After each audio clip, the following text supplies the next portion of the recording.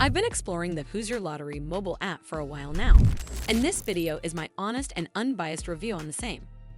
I'll cover all the main points, from key features to risks and considerations.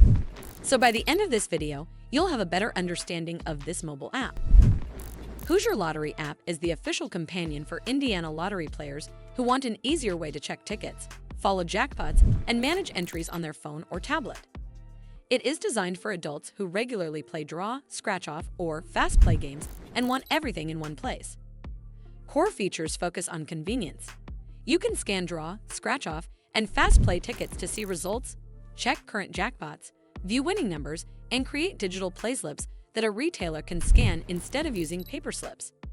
You can also enter eligible second chance promotions, set up alerts for jackpots or winning numbers, and quickly find nearby retailers, which is handy if you play often or travel across the state.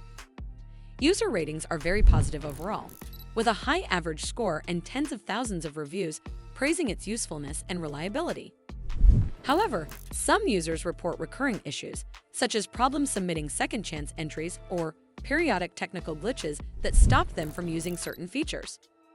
Others mention frustration with promotional pop-ups that appear on launch and slow down quick tasks like ticket scanning, especially on weaker connections.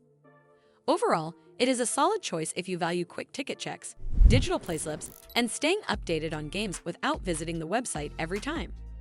If you are easily annoyed by pop-ups, occasionally hit app bugs, or only play the lottery rarely, you may want to keep expectations modest and treat it as a helpful companion rather than a perfect tool. Well, that's all for this video. I hope you found this video helpful. And if you did, make sure you give this video a super thanks by clicking on the heart icon to help support the channel, and don't forget to hit the subscribe button.